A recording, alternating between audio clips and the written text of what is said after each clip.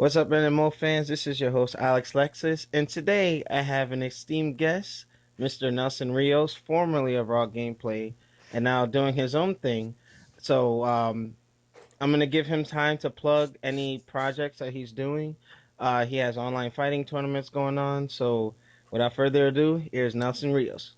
Yo, what's going on, nMo fans, and also, yeah, internet fiends out there. Of course, y'all know me as NBL Mugen now. I have my own project called Fighting Game League. It's an online fighting game tournament-based series where I do nothing but fighting games. And of course, I'm from New York, and that's why I branch out off of. And I just like to help out people and collaborate, such as, your boy Alexlexus and so forth.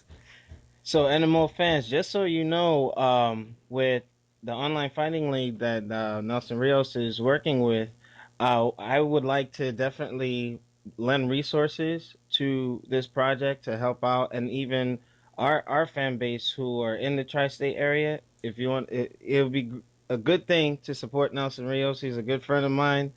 When he was a part of Raw Gameplay, had the epic fight, the Abel versus Balrog, that's still marred in controversy till this day. You Yeah. know, but you know, now onto the topic at hand. Recently, we came across an early release. Now, most of you who've been following the Devil May Cry HD collection release schedule, it wasn't supposed to come out till April 3rd. However, if you go to your local GameStop, guess what? You'll be able to get your hands on a copy. Now, from early impressions of the game, I mean, it's still your classic Devil May Cry trilogy, which comes packaged with Devil May Cry 1, 2, and 3. Now, the game has been remastered similar in a similar fashion to the Metal Gear Solid HD remix. But the only thing, and Nelson, you can back me up with this, like the menus, they didn't upscale the menus. They only upscaled the in-game play. Am I correct when I say this? No, you're absolutely correct. They did not even bother changing anything until like you're actually within the game itself.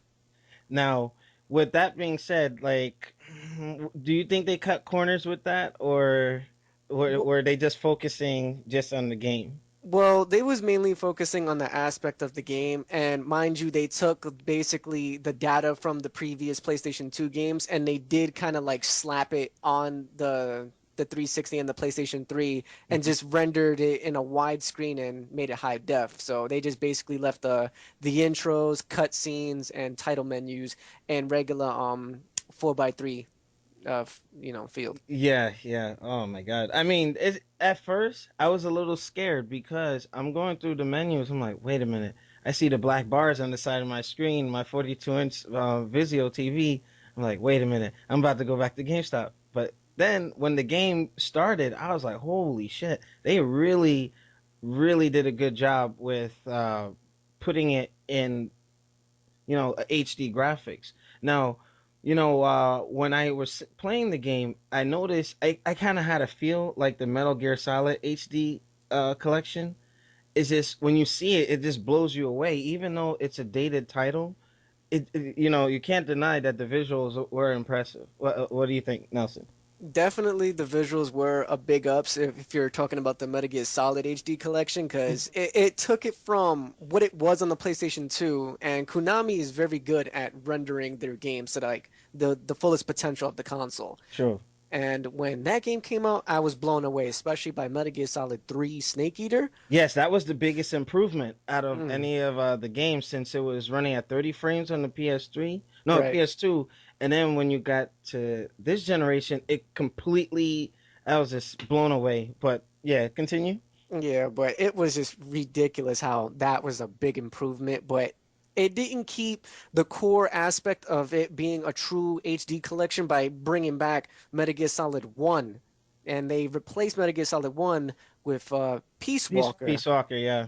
So that was kind of a big disappointment, and I honestly wish that Konami would have listened to its fans and put Metal Gear Online back on the Metal Gear Solid 3 Subsistence, where that was basically one of the core aspects of the game. That very true. And even if they didn't give us the Metal Gear Solid 1, I mean, they could at least done something with the Twin Snakes put that in there.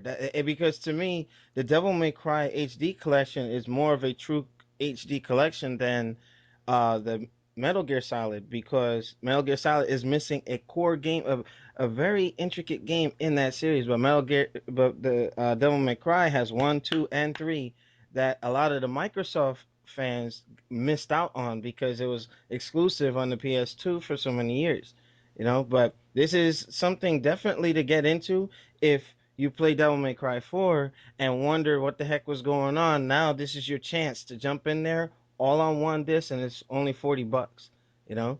But I mean, overall, like what would you rate this game, considering, like, in fairness that these titles are dated? I mean, what would you give it, now with the current game rating?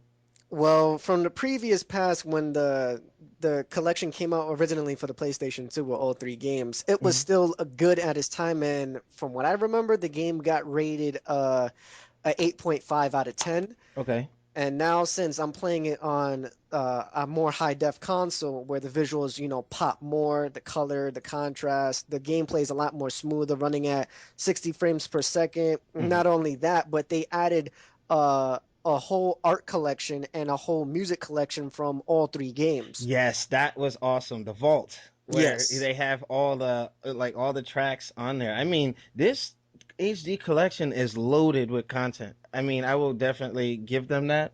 And I was also told that some of the artwork was there was a contest held prior to release, and contest winners had their artwork featured in the game.